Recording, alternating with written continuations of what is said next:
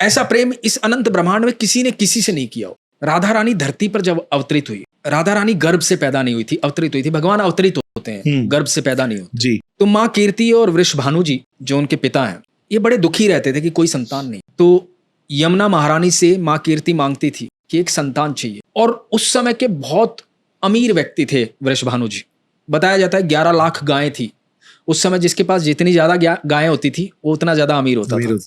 नंद बाबा के पास 9 लाख गायें थी, ऐसा बताया जाता है। तो वृषभानु जी बहुत अमीर थे, राजा थे उस समय वहां के, संतान नहीं थी, दुखी थे। तो एक दिन माँ कीर्ति सुबह स्नान करने गई तो देखा कि यमुना महारानी जिस तरफ बह रही है उसके विपरीत में एक कमल का बड़ा फूल बहता हुआ आ रहा है। तो बड़ी अचंभित बात थी कि विपरीत दिशा में बहता हुआ कमल का फूल कैसे आ रहा है सुबह सुबह। और वो बहता बहता माँ कीर्ति तक पहुंचा। फूल के अंदर प्रकाश था।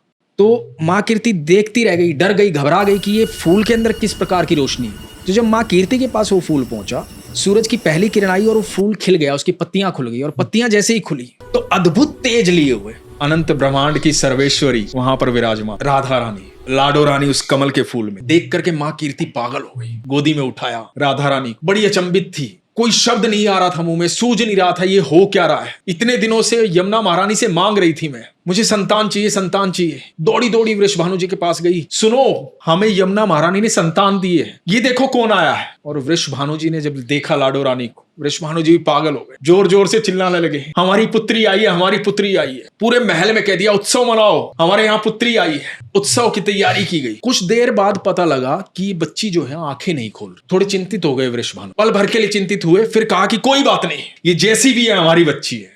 वैद्य को बुलाया गया, वैद्य से पूछा गया। वैद्य ने कहा कि आंखें खुली नहीं रही है, ऐसी ही रहेगी। वृषभानु जी ने कहा कि कोई बात, मेरी संतान है, जैसी है वैसी है, मेरी प्रिय है ये। और समय बीतने लगा। कहा जाता है करीबन 11.5 महीने के बाद यहाँ जेल में कंस के यहाँ, देवकी और वसुदेव के यहाँ अनंत ब्रह्मांड का मालिक धरती पर आता कृष्ण को लेकर के वसुदेव नंद बाबा के घर आते, नंद बाबा को सो। इधर जब नंद बाबा के यहाँ कृष्ण आ जाते हैं तो नंद बाबा उत्सव मनाते। बड़े उत्सव की तैयारी होती है कि मेरे यहाँ पुत्र ने जन्म लिया। तो उस उत्सव में न्योता भेजा जाता है वृषभानु जी को, अपनी लाडो रानी के साथ उस उत्सव में आते हैं। इधर वृषभानु जी, माँ कीर्ति और हाथ में छोटी सी बच्ची, और उधर पालने में झूलते हैं हमारे ठाकुर जी। तो माँ कीर्ति की गोदी में छटपटाती है लाडो, नीचे उतरती है, पहली बार धरती पर पैर रखती है और अपने घुटनों के बल चलती चलती पालने तक जाती है। और जब पालने तक पहुंचती है, वहां आंखें मूंदे ठाकुर जो लेटे हुए हैं, जब पालने पर लाडो रानी पहुंचती है तो ठाकुर जी की आंखें खुलती। जब ठाकुर जी की आंखें खुलती हैं तो इधर लाडो रानी की आंखें खुलती हैं। मनी मन बात होती है कि इतने महीनों से इंतजार कर रही थी तुम्हारा। तो ठाकुर जी मनी मन कहते हैं मैं भी तो तड़प रहा था वहां वैकुंठ में यहाँ आने के लिए। तो इतना अद्भुत प्रेम कि उसके लिए इतना इंतजार।